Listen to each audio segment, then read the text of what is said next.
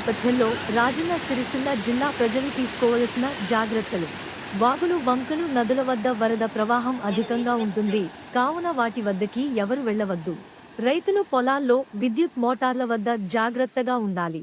వర్షాలు పడేటప్పుడు విద్యుత్ స్తంభాలను గాని వైర్లను గాని చేతులతో తాకవద్దు.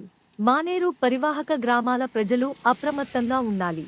జలాశయాలు, చెరువులు, వాగులు, ప్రాజెక్టుల వద్దకు మత్స్యకారులు, ప్రజలు ఎవరు కూడా చేపల వేటకు వెళ్లకూడదు.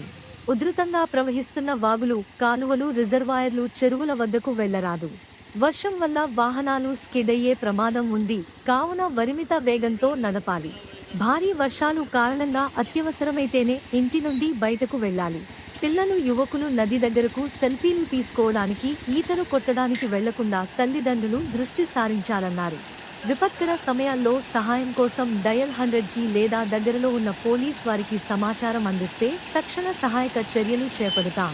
రాజన్న సిరిసిల్ల పోలీస్